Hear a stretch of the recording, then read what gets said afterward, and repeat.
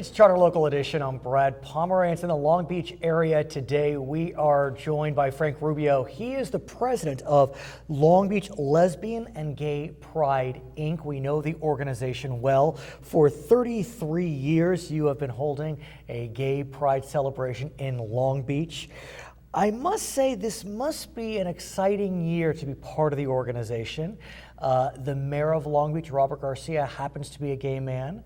And in the last year, marriage equality was garnered in all 50 states. How are you feeling? I'm feeling good. We're really excited. We're at the time right now where everything's coming to a head. You know, Right. It's about 6 weeks away, and Right. we're really working hard to make sure that this year is really a great celebration for our community at large. I gotta ask you, if we were talking 10 years ago, even 5 years ago, would you have ever dreamed that this city would elect a gay man to be its mayor, and the nation's highest court would declare that the right to marry is fundamental for heterosexuals and homosexuals?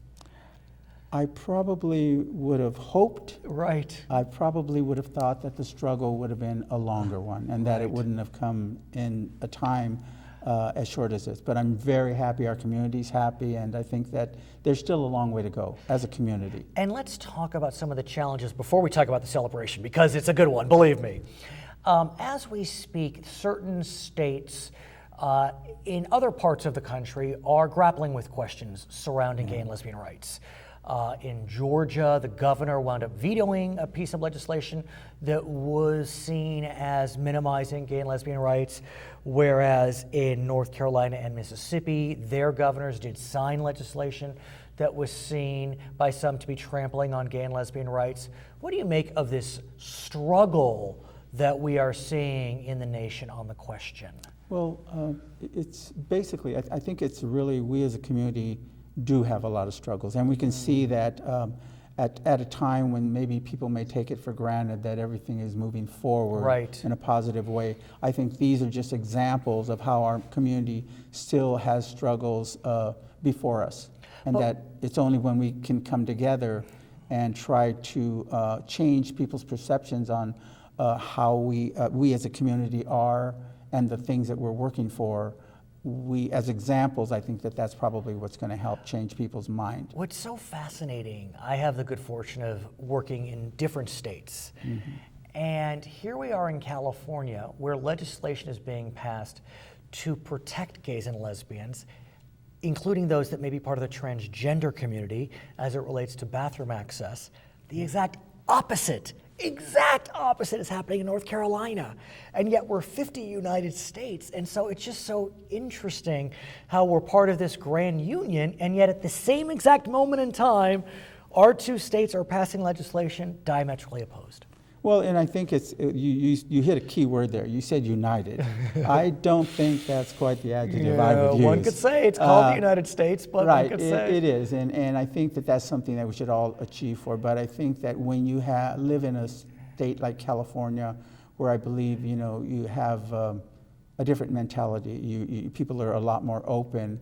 And I think that some of these issues may be regional, based on religious beliefs, and that's what's affecting the, shall we say, the atmosphere that our other LGBT communities are struggling with. And that's what I wanted to ask, as a leader in the LGBT movement in Long Beach, California, nationwide presumably, have you had a chance to speak with your brothers and sisters in the movement in North Carolina, in Georgia, in Mississippi? How are they doing? You know what, we have, and actually we're very fortunate. We belong not only to a local nonprofit here on the West Coast, but we also belong to an international organization for pride organizers. Sure. It's called Interpride. And not only do we see the struggles that and get to interact at this annual conference that we have, the Interpride conference, but we get to see what the struggles are worldwide. Yeah, that's a whole other conversation. And exactly, and this is why I say, the thing is that our community sometimes, well, I'll say maybe we as individuals sometimes may take things for granted, but when you go somewhere and you hear someone in Jamaica about that one of their fellow friends was killed just for being part of our community, that really puts a reality check on how you may perceive that things are okay or not. So let's talk about the celebration coming up on Oh, May we're 21st and 22nd. It's the 33rd Annual Gay Pride Parade in Long Beach. Y'all have fun, no question about it. Anyone who attends Long Beach's Gay Pride Parade is going to have a great time, gay or straight, doesn't matter who you are. Yeah. It's a treat, it's a blast. It is, and we're really happy. And you touched on something.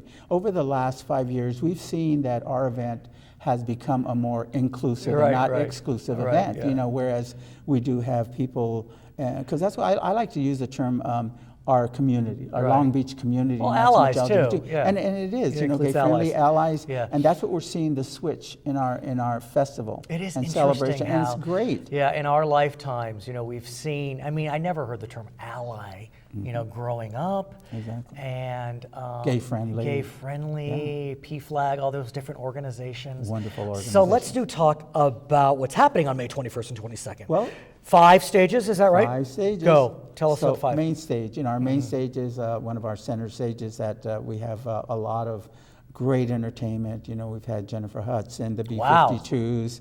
Not. These are not tribute acts. These are the Jennifer Hudson. Yes, the B-52s. Yes, we've had her at our. That's by all amazing. means, yes. Tell me So more. we've been very fortunate. We've also have our Fiesta Caliente dance stage, fun, yeah. which is kind of geared for our Hispanic community. Right. On there, we've had Evie Queen, Elvis Crespo.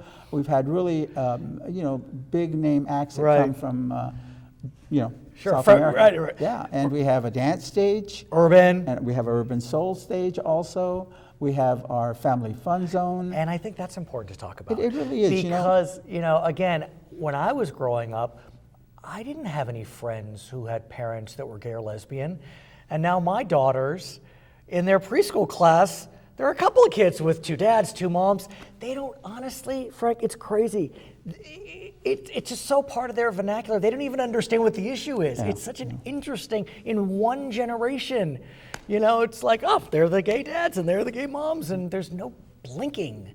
It's not, and I think that's the innocence of the youth. Yeah. And I think not only that, but the innocence of the gay-straight alliances that we see in our high schools that are really and this is the future, not only for the LGBT community, but the community at large. So that's why creating a place where, these diverse families, as they may choose to come together, can go to the family fun zone on Saturday and Sunday. Right, gay or straight, doesn't matter, obviously. They go there. Kids are kids. It doesn't matter who they're. You got to have a kid to go in there. So, fair enough. Yeah, that's why it's a family fun zone. Right. And so they go in there, and there's bouncy bounce, face painters, snacks.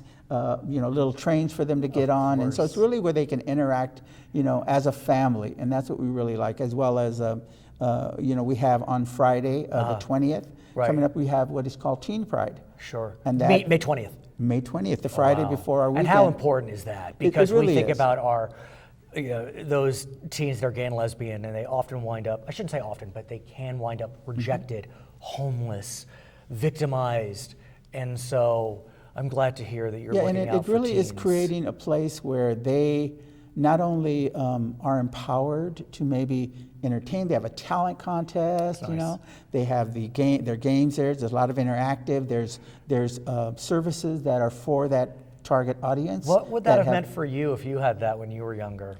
You know what? I can only imagine. I came out late. I came out late, as many of my age did. I understand. We were in the closet for many years. Okay. But that's the whole thing about learning and growing and building on the experiences and trying to make the youth of today or the adults of today have a place where they feel safe and welcomed. I want to thank you for what you're doing. I want to thank you for being a leader here in Long Beach. And I want to, in our final moments, ask you, how can we find out more about the Pride Parade? What's the website? By all means, please go to longbeachpride.com and you'll get information. You'll get more information as we start, signing all of our headliners and entertainment. You'll see prices. You can purchase our tickets online. And I have to tell you, I do personally know that this particular Pride Parade is a hoot. Yeah. I mean, the 2 days are a lot of fun. So if you want to have a good time, think about it on May 21st and 22nd. His name is Frank Rubio. My name is Brad Pomerance. We're in the Long Beach area on Charter Local Edition. Thank you. That was great.